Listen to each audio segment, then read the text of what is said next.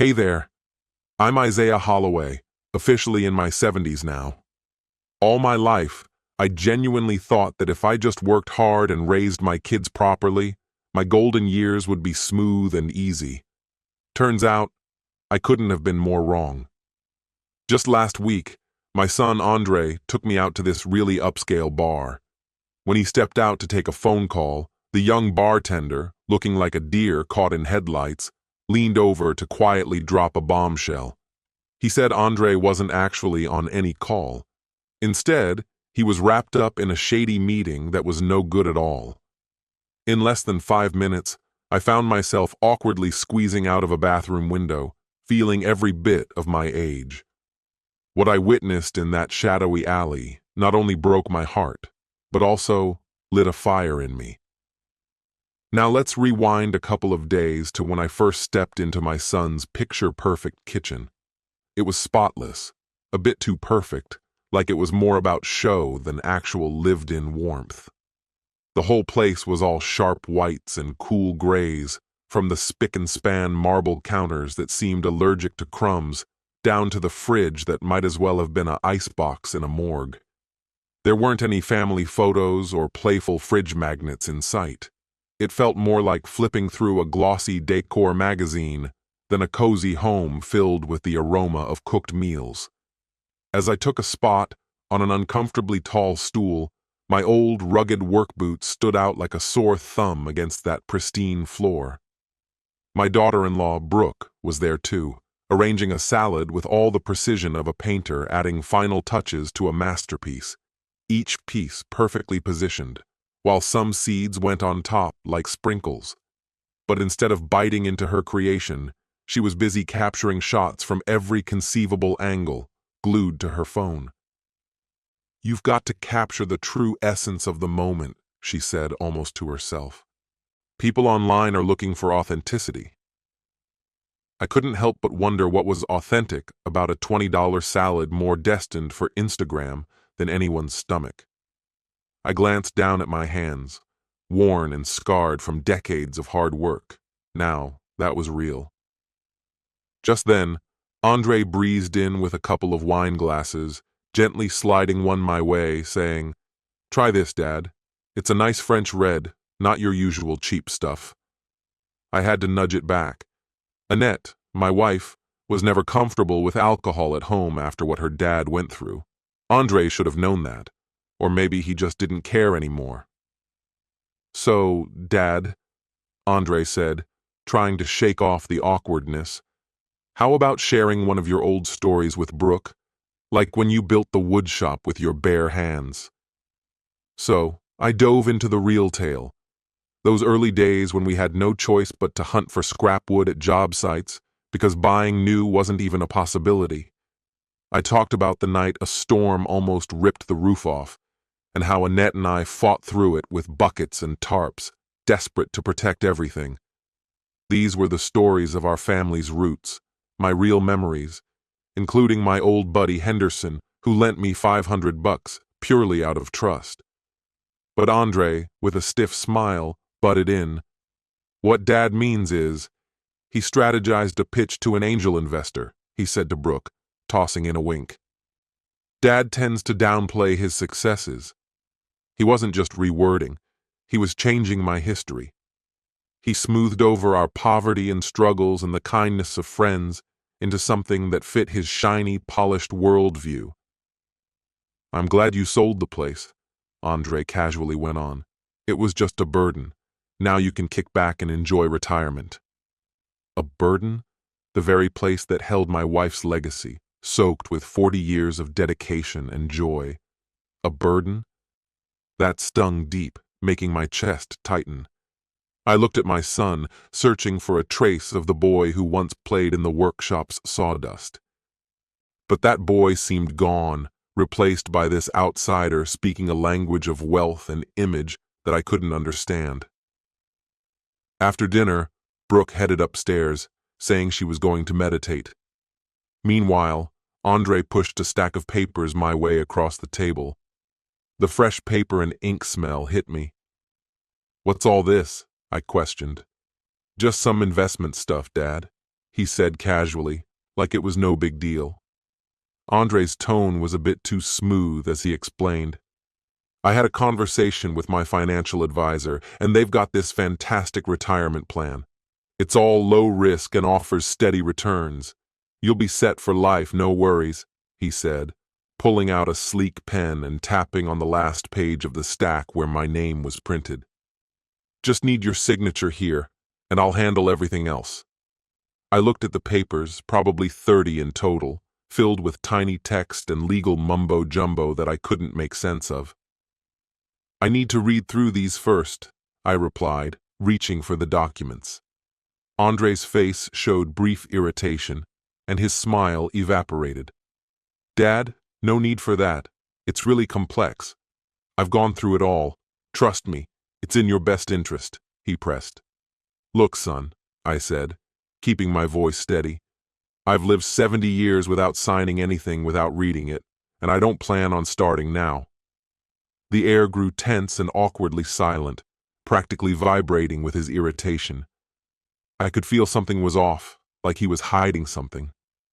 I've always believed that when you're honest, there's no need to rush things. With a heavy sigh, he gave in. All right, fine, he conceded, getting up. Just don't dawdle.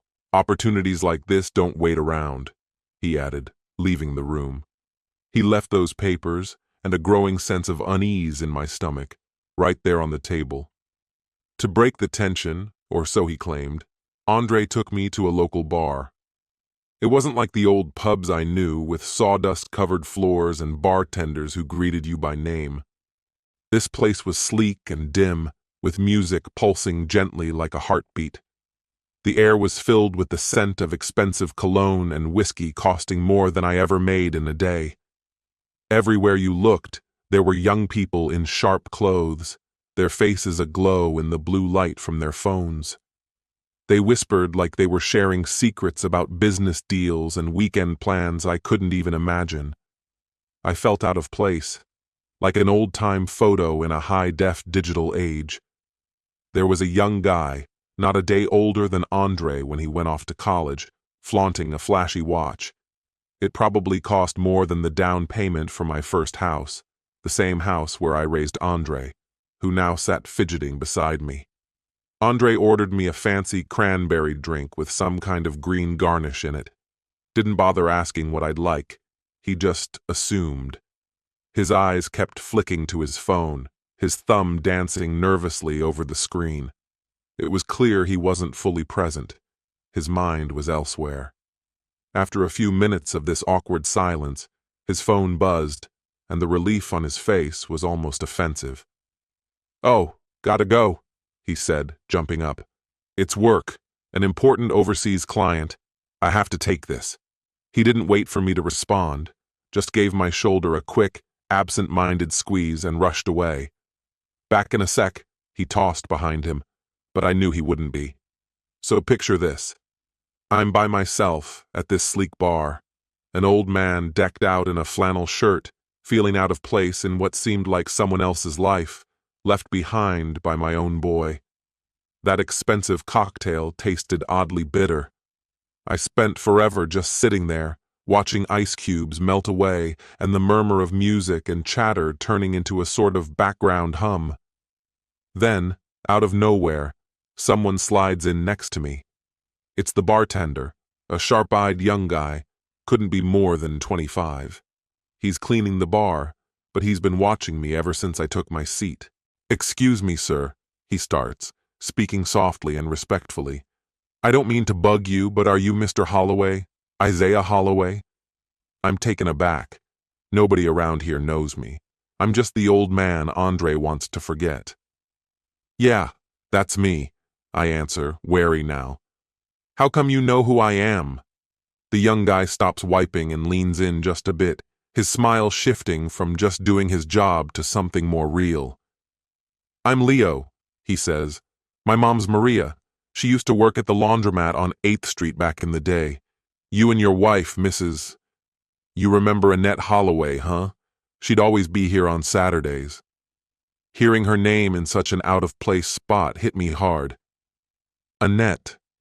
It's been 2 long years since she was taken from me, but the hurt feels as fresh as broken glass sometimes. Maria, there was a woman of few words, but so much substance. She always stood out to me. I remember your mom, I tell him, my voice softening. She was a good woman. How's she doing? For the first time, Leo's face breaks into a real smile, his eyes lighting up. She's retired now, but she never stops talking about Mrs. Holloway. His look grows serious as he goes on. When I was a kid, I came down with pneumonia one winter. My mom couldn't afford my meds and was scared she'd lose her job if she took time off. Somehow your wife found out and turned up at our door with a bag full of groceries and medicine. Told my mom to forget work for the week. She never wanted anything in return and never said a word to anyone about it. He looked down, then back up at me. Mom never forgot that act of kindness, and neither did I. Mrs. Holloway, she was top-notch. Hearing folks talking about Annette with such warmth and appreciation was like drinking cool water after a long, hot stretch. It stirred up memories of the life Annette and I had built, one centered around kindness and helping whoever we could. For the first time today, I felt like Isaiah Holloway again, not just some old ghost, more like Annette's partner. Just as I was wrapped in this cozy feeling, Leo changed. The sparkle in his eyes vanished, replaced by a serious intensity. He looked over his shoulder like he was worried someone might overhear and began polishing the glass with a special kind of tension. Setting the glass down with a deliberate click, the sound seemed so loud in the now quieted room. Suddenly, he leaned across the bar and grabbed my forearm. His hold wasn't painful, but it was firm enough to make me pay close attention. "Listen, Mr. Holloway," he whispered urgently, and I had to lean in to catch his words over the music, my heartbeat picking up the pace. "You need to hear this." I nodded, my heart now pounding. "Your son, Andre, isn't busy with a business call," Leo said in a rush. "He's not tied up with clients." The air was thick with tension as I tried to understand. Just as I was about to ask more, Leo tightened his grip, urging me to stay quiet. "He's out back, in the alley, talking to a guy in a suit, the kind you don't mess with. I've noticed them together a couple of times recently." I was struggling to piece things together. An alley? A suit? None of it made any sense until Leo dropped the bomb. "They're not talking about deals, Mr. Holloway. Last week, I heard them discussing selling off your house, your family home, and your son." Well, he didn't sound like himself. As the warmth of Annette's memory faded, it felt like the world flipped upside down, leaving me shivering with a deep, unsettling chill. Suddenly, everything began to come together. The papers Andre kept pushing, my insistence on reading every line before signing, and his growing frustration. It all pointed to something very troubling. My son wasn't there to help. He was preparing to take everything away. The pub's familiar background noise faded away as my heart pounded in my chest. Leo noticed the shift in my expression, and he understood immediately. With a gentle squeeze, he released me, acting like nothing had just changed, but everything had. Everything felt different now. Although my thoughts were in chaos, my instincts told me I had to move. Facing Andre wasn't an option yet. He'd see the raw hurt and sense of betrayal in my eyes. I stood up, leaving my drink behind, and walked steadily toward the restrooms, keeping a calm exterior while inside I was in turmoil. I didn't trip or look back. Fortunately, the bathroom was empty. A small space with just one stall, a sink, and a frosted window perched up high. That window was mostly meant to let in some air, not to make an escape. But tonight, it would have to do. My heart was racing, but weirdly, my mind seemed clear. The old man who'd walked into the bar was gone. In his place was someone new, powered by a cold, simmering anger. Ignoring the sour stench, I lugged a heavy trash can under the window. Mounting it, My knees protested loudly. The latch was rusty and covered with dried paint. For a second, I thought it was stuck. I threw my full weight against it, scraping my knuckles across the frame. It gave way with a loud screech. The cold night air rushed over me as I pulled myself up, muscles straining, joints screaming, but the fire inside kept fueling me. I got wedged for a moment, awkwardly stuck halfway out the window like some kind of comedy show. Then I wriggled free and tumbled onto the cold, damp alley pavement. I lay still for a second, bones rattled by the impact, then scrambled to my feet. I had to find out the truth. I had to see it with my own eyes. The next morning, I woke up early, but didn't leave my bed. When Andre came knocking, I paused before answering. When I did, I made sure my voice sounded thin and frail. "I'm feeling a bit under the weather, son," I croaked, throwing in a fake cough for good measure. "I think I'll just rest up today. My old body needs it." I could almost hear him thinking it over through the door before he answered, his concern sounding as thin as tissue paper. "Oh, sure, Dad. Don't worry. Brooke and I will bring you breakfast." I wasn't interested in their breakfast or their fake kindness. I just needed them to go so I could figure things out. An hour later, Brooke entered with a tray carrying a little bowl of oatmeal and some orange juice. "We're just so worried about you, Ike," she said, her voice sugary sweet. "You have to pay attention to your body, especially at your age. At my age." It was supposed to sound caring, but I caught the underlying message. They were really saying I was weak, unreliable, maybe even slipping away mentally. I played along, swallowing a bit of oatmeal that tasted like wallpaper paste and pretending it was delicious. Andre turned up in the doorway, in a suit that probably cost a fortune. "Take it easy, Dad," he said smoothly. "Don't stress about those documents. I told you I'd handle it." His smile was calculating, his eyes gauging my reaction. Everything he said was dripping with hidden meanings. "Take it easy" implied don't dig too deep. "Don't worry" meant stop asking questions.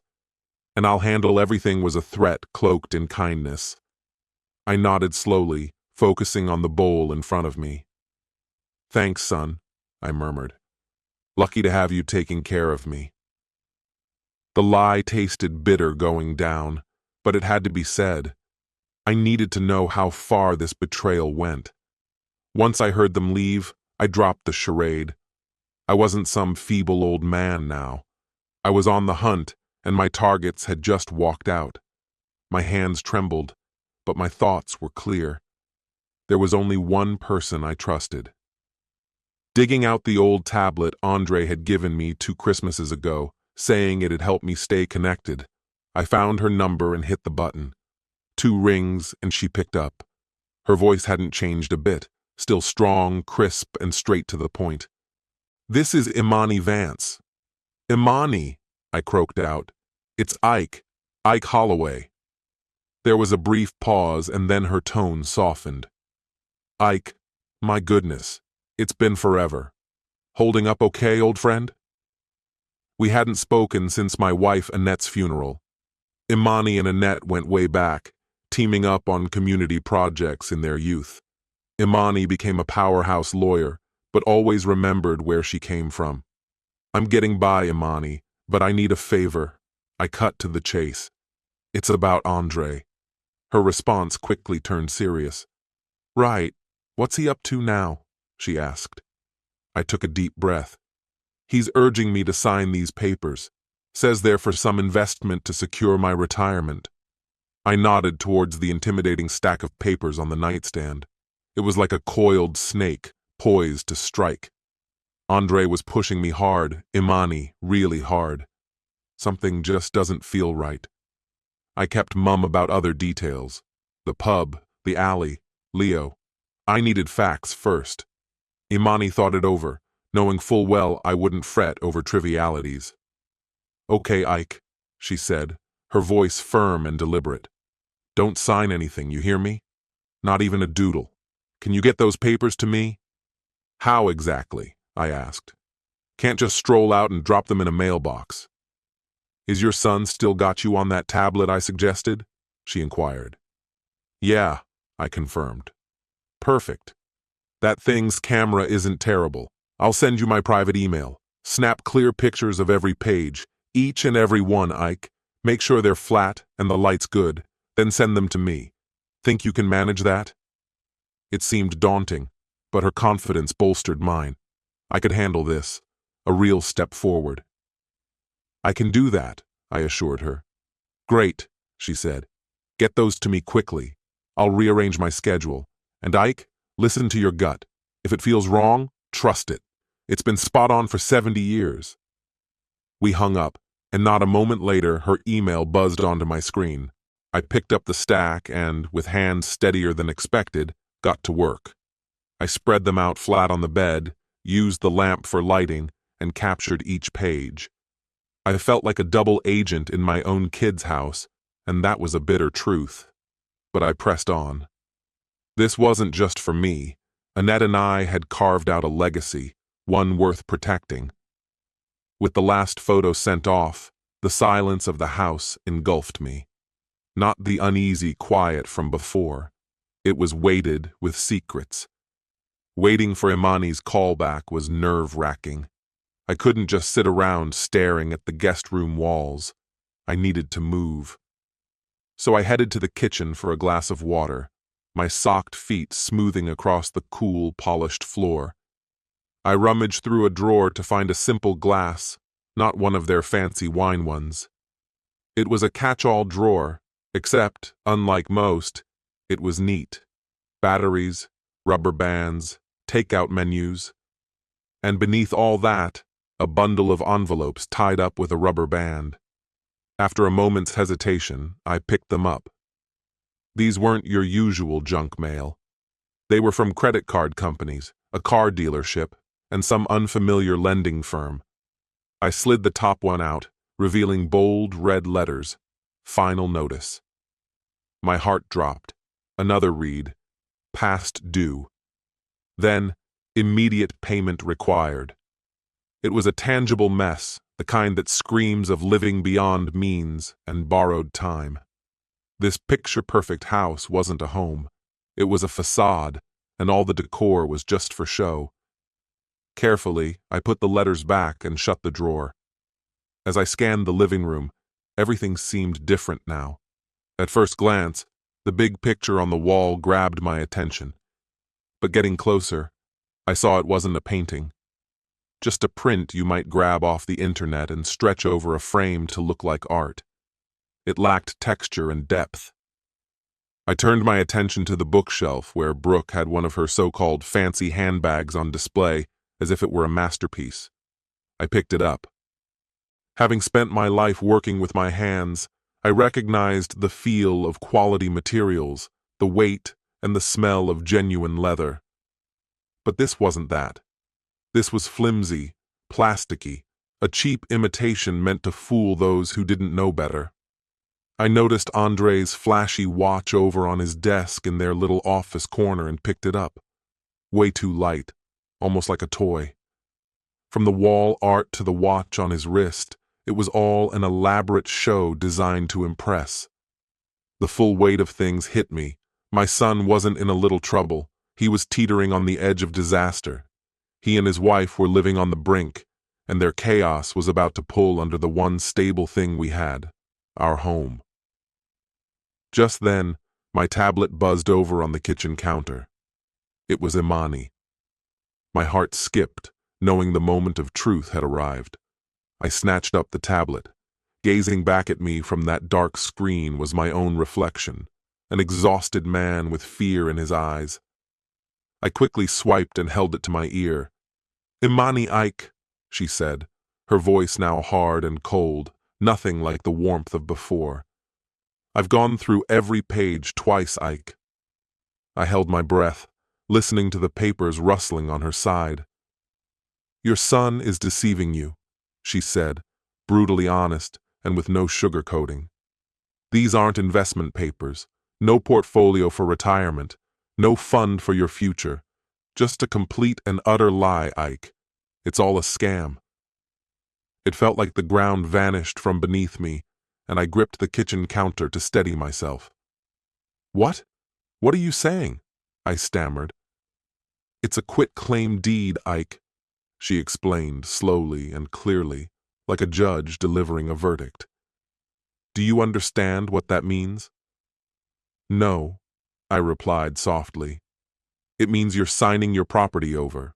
You're essentially handing your house, the one you and Annette put so much into, over to Andre for $1.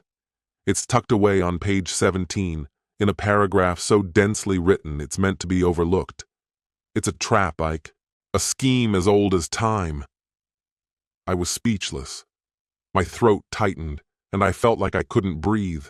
Our home, Annette's beloved garden, the porch swing where we spent those summer nights, the walls that held all our memories. He was trying to take everything from us. Once you sign this, Ike, that's it. Imani's voice cut through the fog in my mind. It's a binding contract. You'd be willingly giving him everything. You'd be left with no home, no assets, nothing. He could throw you out and there'd be nothing I could do. He's not securing your future, Ike. He's stealing it to fund his own. I dropped onto one of the cold, hard kitchen stools. The pristine room seemed to spin around me. I thought of little Andre crying in my arms from a scraped knee. The pride during his graduation, everything Annette and I sacrificed for him, all the love we had given him. And this was how he chose to repay us.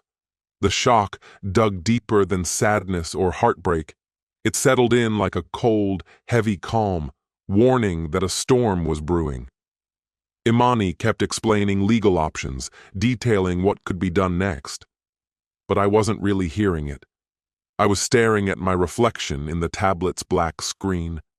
The fear in the old man's eyes had vanished, replaced by something else, something hard and unforgiving. The storm had arrived. When they got home that evening, the mind games started. It wasn't an outright war, but subtle, quiet moves that made me doubt my own sanity. I was sitting in the living room, book in hand, when Andre came in. Hey, Dad, just wanted to let you know I put your keys in the ceramic bowl by the door, he mentioned casually. This way, you'll always know where they are. Don't want you losing them. I was sure I hadn't lost them. They'd been right there beside me on the little table where I always left them. But now, he'd shifted them. A minor change in my space, but a clear signal. I'm running the show here, not you. The following day, things went downhill. While having breakfast, I brought up calling George, my old neighbor, to check on his wife. Brooke shared a meaningful glance with Andre, putting on an overly concerned face. Oh, Ike, she said, dripping with fake sympathy. Remember Andre told you yesterday? George's wife passed away 6 months ago. We were worried about how you'd take the news. I stared at them, stunned. George had just been over at my place last week with his wife, Martha. She was fine, even ranked second in that local baking contest. But the way they looked at me, with such genuine seeming sympathy, a kind of thoughtful sadness, made a flicker of doubt hit me hard for a second. Was that call a figment of my imagination? Was my brain messing with me? Crossed my mind. I saw a flash of triumph in my son Andre's eyes before he masked it with a sigh. It's okay, Dad, he said, giving my hand a comforting pat. Memory can be tricky. We've got your back. It felt like they were slowly constructing a mental prison around me, using my uncertainties as the bars. Things kept disappearing. My reading glasses would vanish from the nightstand, only to reappear inside the fridge. My wallet, gone from my jacket pocket, would then be in the sugar bowl, courtesy of Brooke. Every time, they'd exchange those concerned looks, treating me like a kid who couldn't be trusted with anything. Things hit rock bottom because of Brooke's phone. That night, I noticed her typing away with a somewhat sad smile. Hours later, An alert popped up on my tablet. An old friend shared a post from Brooke's public page. It was a picture of me from that morning, caught off guard by the window, light casting me as either weary or lost. The caption was a passive-aggressive masterpiece. She wrote about how challenging it was for the family to take care of a parent who was losing touch. She talked about some days being better and how they treasured every lucid moment, every memory I could still hold. It was tearing them apart, watching someone who was once so strong stumble over simple things. Yet, they stood strong, with love and patience, thankful for her wonderful husband being her rock during such trying times. She added a cascade of hashtags: elder care, family journey, dementia awareness, love my pops, staying strong. She was painting a tale for everyone to believe, suggesting that Isaiah Holloway was slipping away from reality. She crafted a narrative convincing enough to make anyone, even a judge, question my sanity. Any argument I made would only reinforce the very confusion she was showcasing. Seeing that post, anger boiled inside me, washing away any lingering despair. They weren't just targeting my home. They wanted to strip me of my identity, turning me into a confused old man before my time. So I closed my tablet, stole a look at them across the room. They sat there, wrapped up in their TV show, looking every bit the picture-perfect caring family. So I let them see me with a slightly dazed, empty stare. If they wanted a forgetful old man, I'd become the best one they'd ever seen. From within their narrative, I planned to dismantle their world. I played along for now. The next morning, I shuffled downstairs and asked Brooke what day it was. "It's Wednesday, Ike," she replied, like she was talking to a child. I nodded, poured some coffee, took a seat. After a few minutes, I turned to Andre and asked, "Hey son, what day is it today?" He and Brooke shared that triumphant exchange, really thinking they were proving my mind was fading. "It's Wednesday, Dad," Andre confirmed gently, backing up Brooke's earlier answer. I kept staring at the table, pretending to be confused. "Oh, right. Yeah, sure," I mumbled. But inside, I was coiled up, ready to spring. Every snide remark or sympathetic look only stoked the flames. They thought they had me cornered, but they were actually handing me my ticket out. See, when folks think you're just a forgetful old man, you become invisible, seen as harmless. People chat freely around you, convinced you won't remember a thing. So I slipped into this role of invisibility. I'd mutter under my breath, stand lost in thought in the middle of the room, or fumble with their TV remote, hitting buttons until Andre would roll his eyes and sort it out. "Dad, it's all set for you," he'd say, giving me the remote like it was the world's biggest prize, as easy as pie. As I pretended to be engrossed in a nature documentary about birds migrating, my ears were tuned in for the real story. Snippets of conversation hung in the air, talks about how interest rates were through the roof. Brooke's voice came through frustrated, grumbling about how much their Aspen trip would cost. Then there was Andre's voice, low, talking to someone from the alley. "Just needed a bit more time," he told them. "They might think Dad's not all there, but it's about biding my time." Their arrogance was like a crack in the surface. They saw just a frail old man in a chair, but they missed the sharp mind inside. They didn't catch me piecing together their desperation and deceit. I'd shuffle around, intentionally spill my coffee, and gaze at the stain with wide, innocent eyes. When I watched TV, I'd let my mouth drop open slightly. It was like I'd become a phantom in their home, just another thing they maneuvered around. Meanwhile, I was on full alert, observing, listening, waiting. I was no longer their laughing stock. I was part of their scene. I was the wild card in their deck, making sure my act was convincing enough to drive them to their own downfall. They thought my mind was blank when really, I was writing their final act. Nights were the hardest. Around midnight, the house became deathly quiet, and I lay awake, my mind racing. By the third night of my ruse, I stayed still as a statue until their bedroom door clicked shut, and only the hum of the air conditioning droned on. I waited an hour, just in case. Then, as silently as a whisper, I slid out of bed. Andre's tablet rested on the nightstand, its dark screen reflecting my worried face. It was a gadget from his world, foreign to me. Yet tonight, it was my only tool, my sole weapon. I crept into the guest bathroom, closed the door without a sound, and sat on the edge of the tub. Its dim glow was the only light I needed. I didn't know the man in the alley, so I started simply, with Andre's name and the name of his shiny financial firm. The first hit was their corporate website, full of glossy images of Andre and his beaming partners, glowing testimonials from happy clients, promises of secure growth and financial freedom.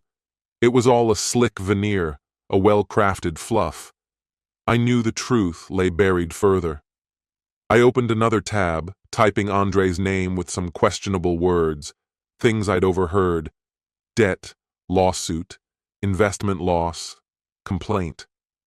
At first, nothing but more praise and links to his spotless social profiles. It felt like an impenetrable digital wall.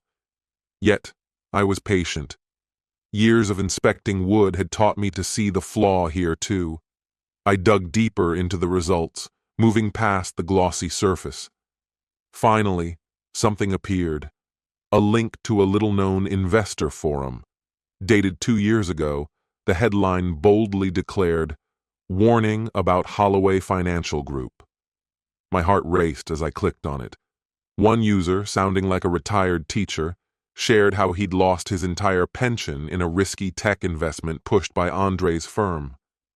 Andre was described as a smooth talker, a predator targeting older clients. The post ended with a question: anyone else burned by this guy? Below, stories unfurled one after the other. A widow lost her husband's life insurance. A young couple's dream of owning a home vanished. It was a graveyard of broken dreams, all leading back to my son. So I started looking up the name of this fund that everyone kept talking about. And wouldn't you know it, up popped a bunch of news articles about how it crashed and burned. People were talking about the shady stuff going on behind the scenes, and let me tell you, this wasn't just a mistake. This was a full-blown catastrophe.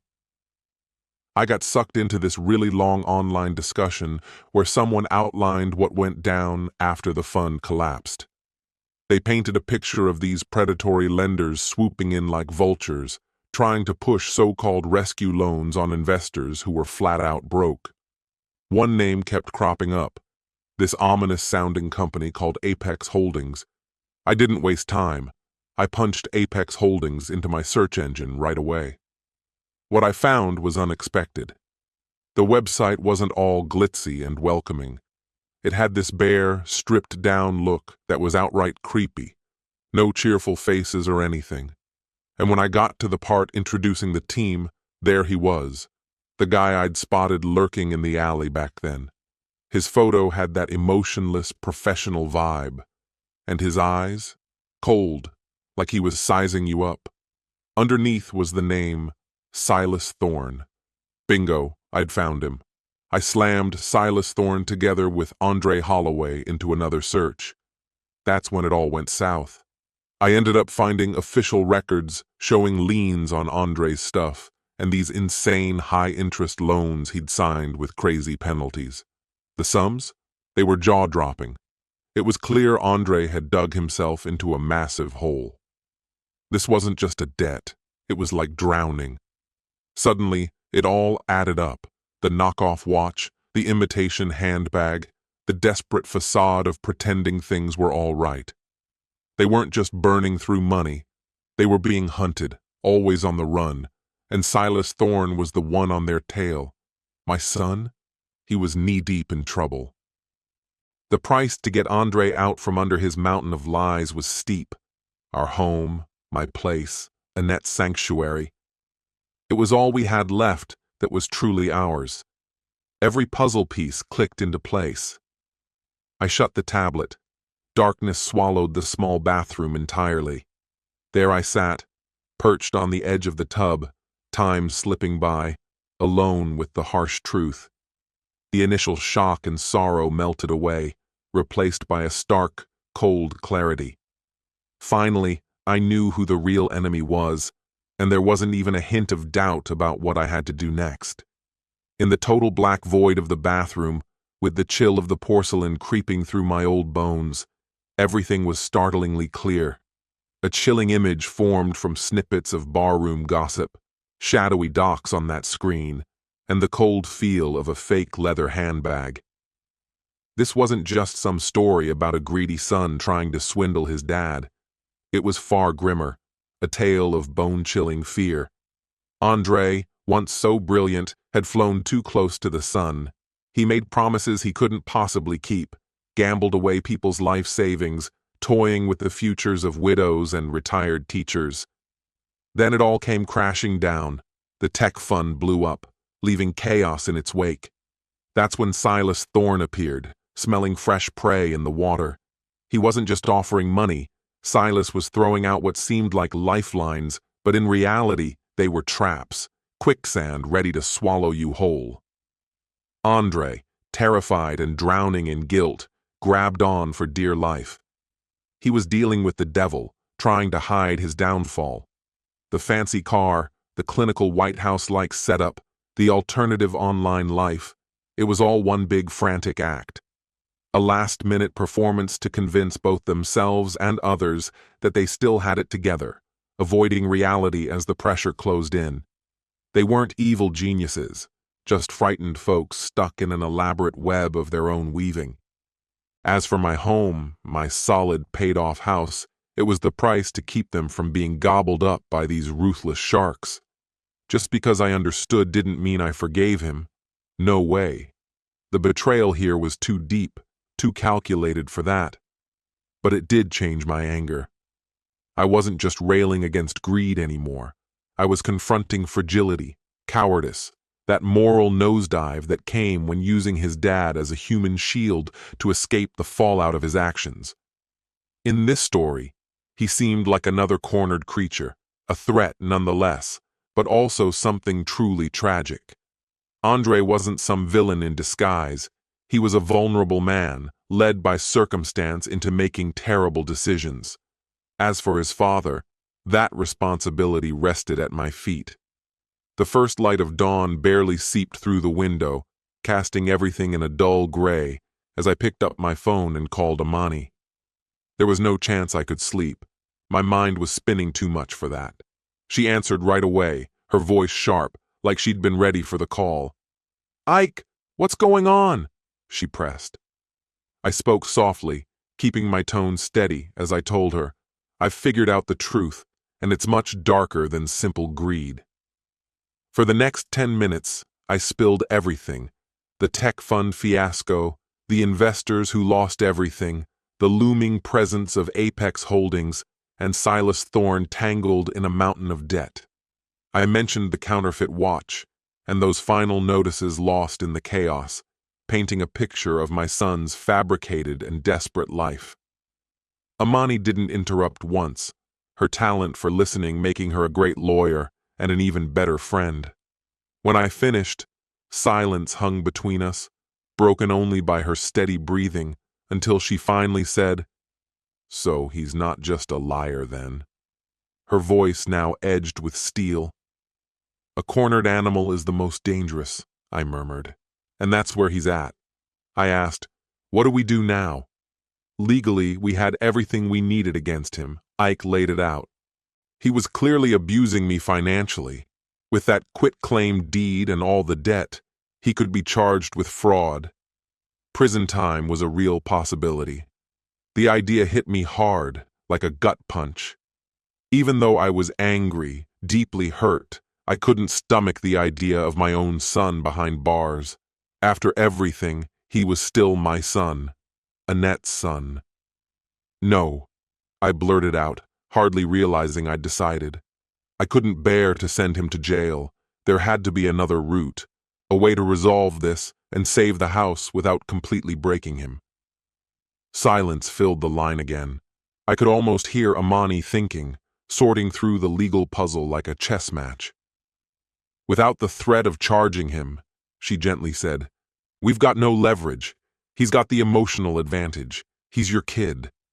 Her words felt like the end of the road, and a wave of despair swept over me. But then, I sparked a memory from the fog of anger and exhaustion. I thought back to Annette in her last days on our porch, frail but with eyes that saw everything. She had taken my hand and with a soft, distant voice said, "Ike, if Andre ever gets himself into a mess he can't confess, listen up. Under the old bed, the one from when we got married, there's a tin box of my grandma's recipes. But there's something else, a safeguard." I'd dismissed it as the ramblings of a sick woman then. But now, with fresh urgency, I told Amani. Annette mentioned something before she died, about a tin box under our bed. I recounted what Annette had told me. I wasn't sure what it all meant, but it was a lead, the only one I had. Later that afternoon, I acted on my plan. I slowly wandered to Andre's office, where he was engrossed in his computer. I leaned on the doorway, putting on the appearance of being slightly unsteady. "Son," I began softly, "I've been thinking about your mom." His businesslike demeanor fell away, replaced by a cautious concern. "What about her, Dad?" he asked.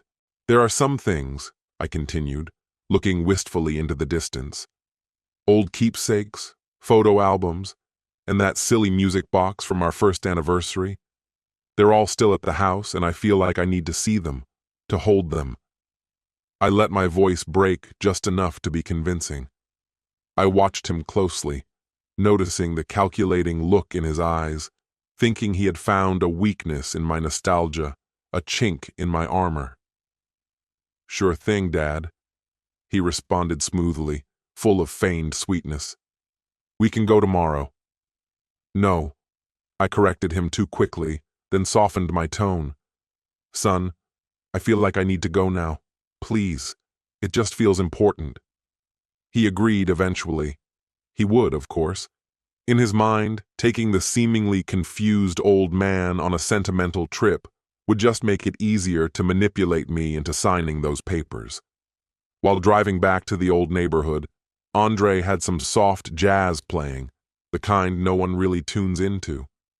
I sat there, gazing out the window as slick skyscrapers and popular hangouts slowly gave way to brick houses and oak trees. Andre broke the silence, saying, "Changed a lot, right? All these places being scooped up, prices skyrocketing. Smart move keeping your place, Dad." I just nodded along.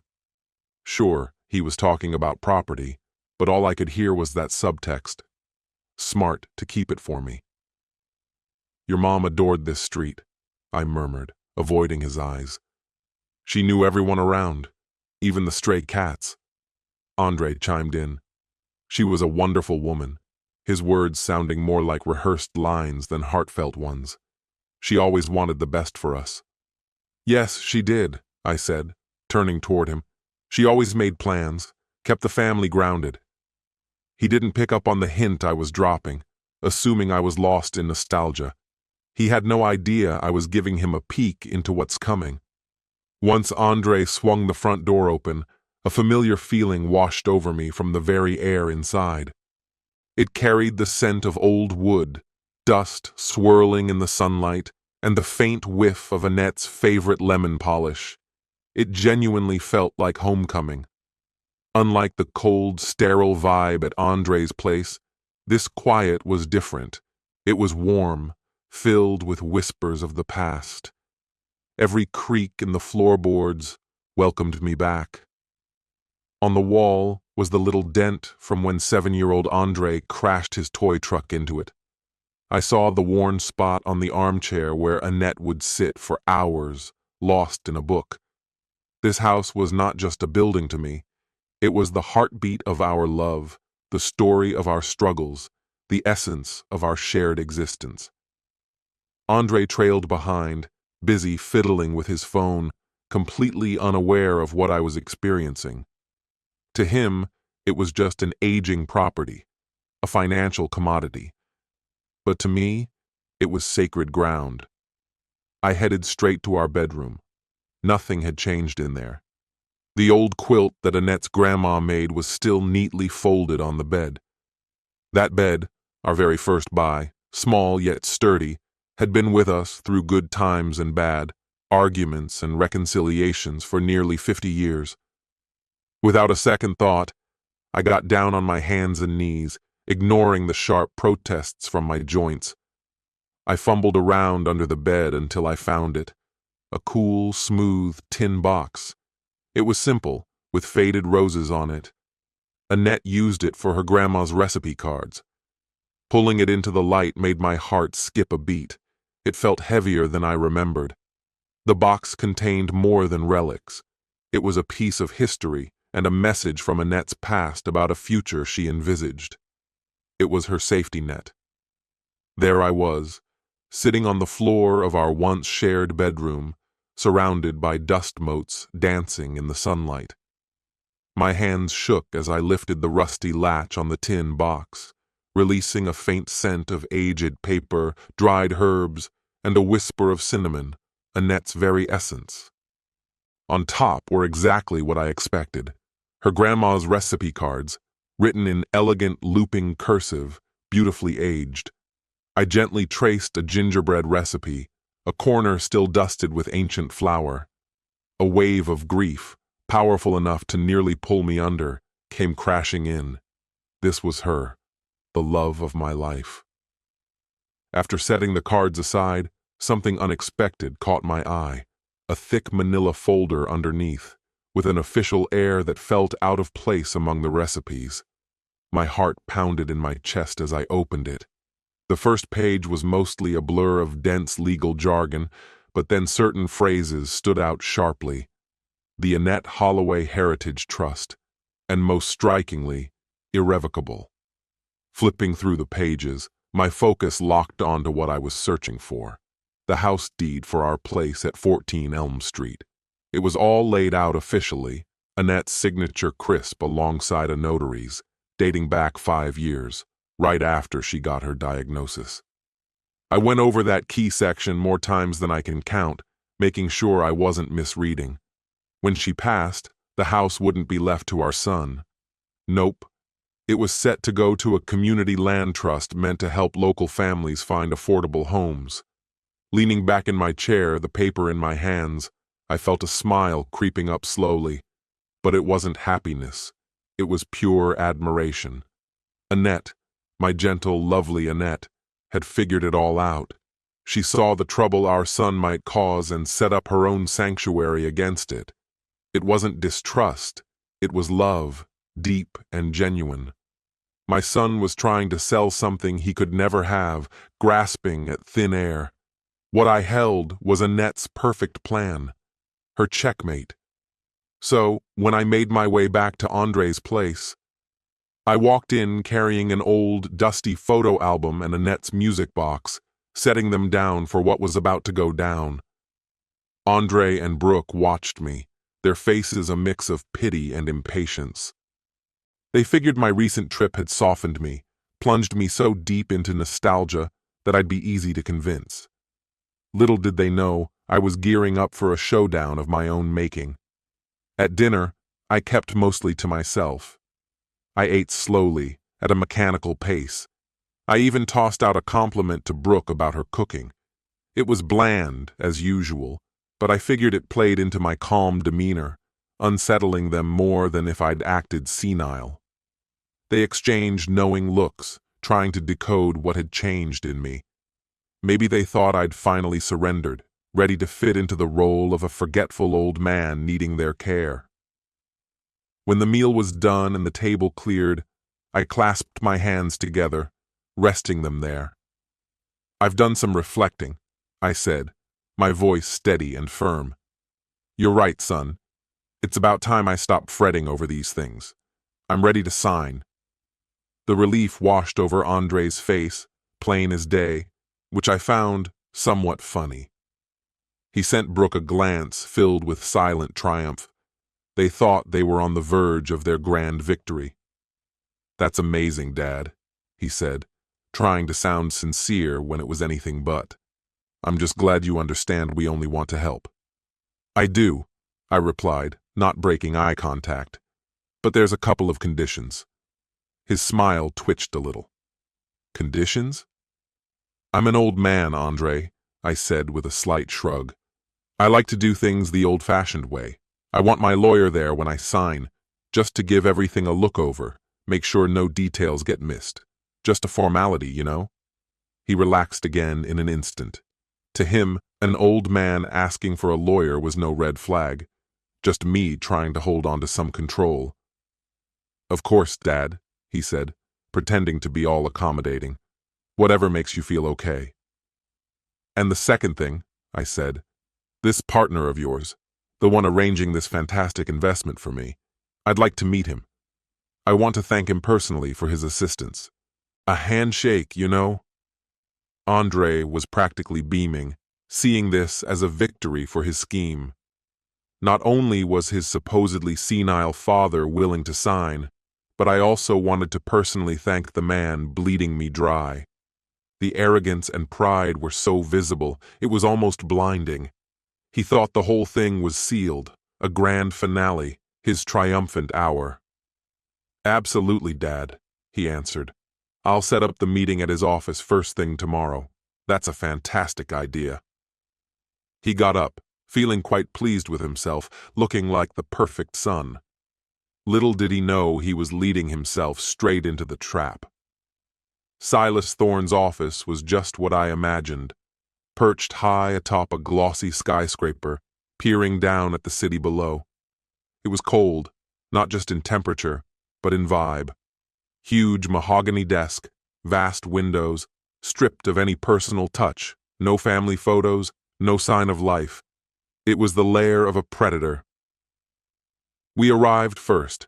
Andre waltzed in like he owned the joint, his grin wide as could be. Brooke was right there in a sharp white suit, as if she'd hit the jackpot.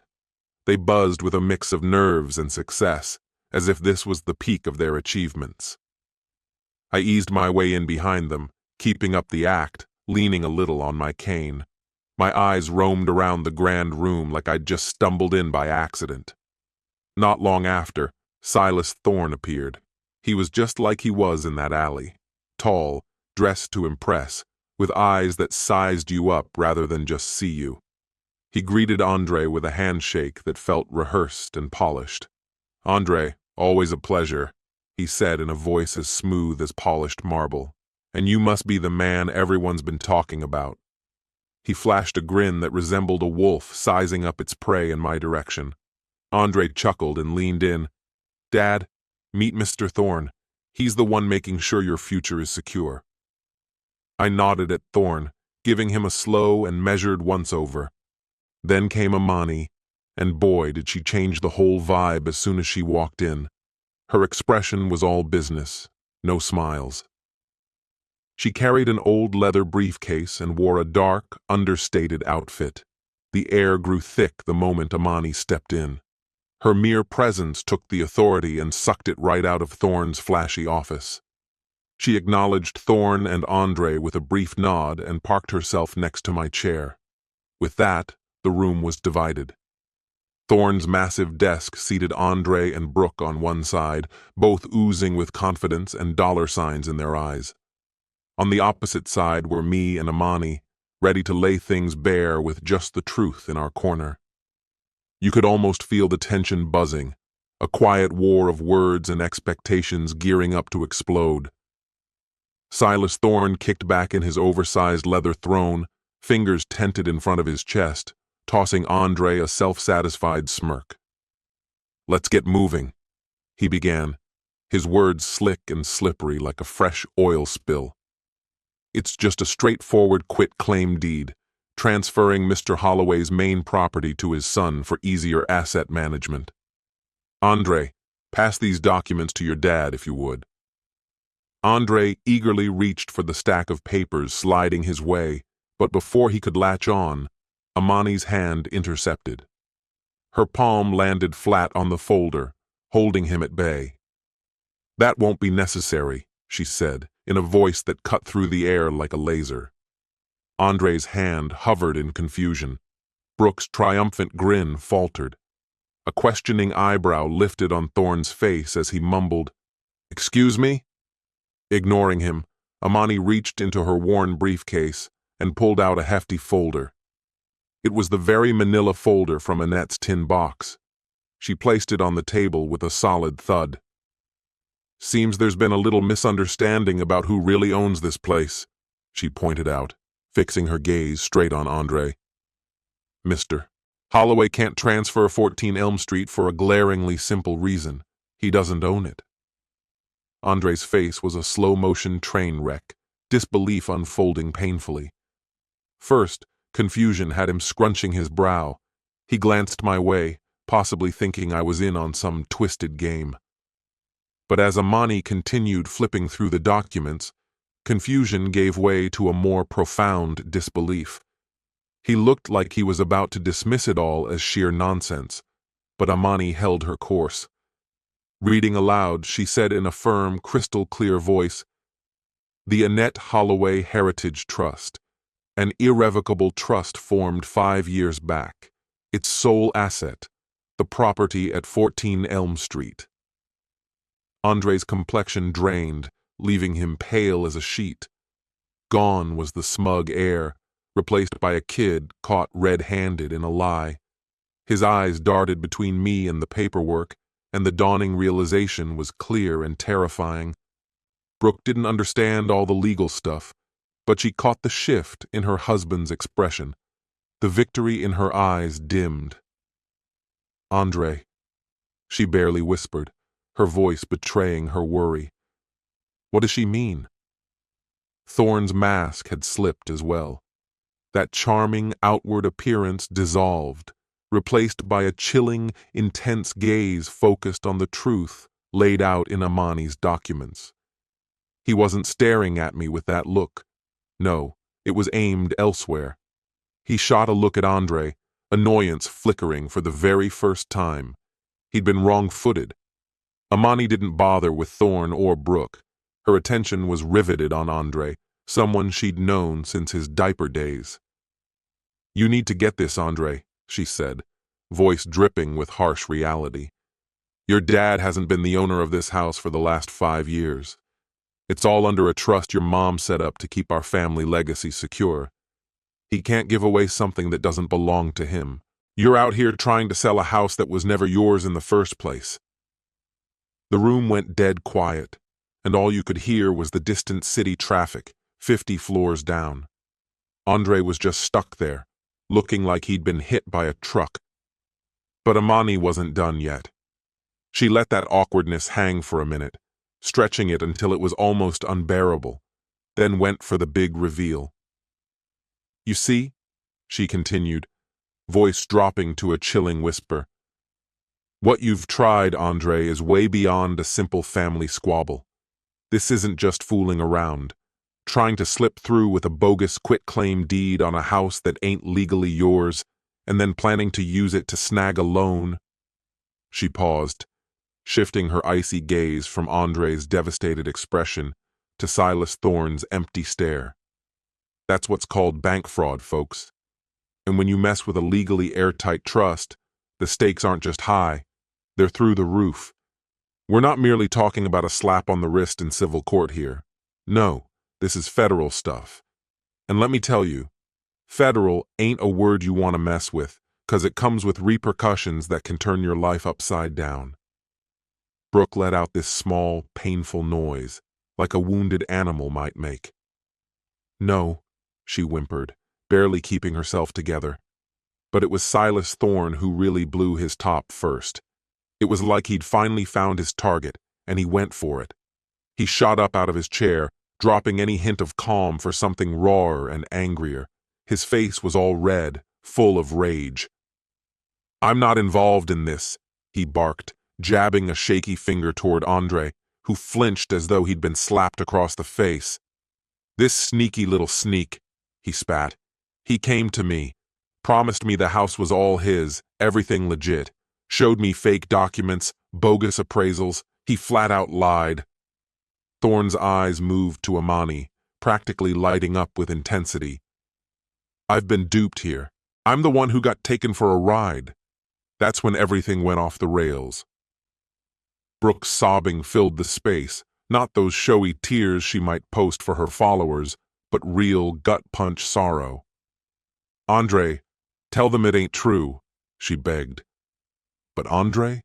He couldn't even say a thing. He just sat there, hunched over, a shell of who he fancied himself to be. Years of constructed lives just crumbled in no time, leaving him nothing but a defeated, shattered figure. Thorne was stomping around like an angry big cat stuck in a cage.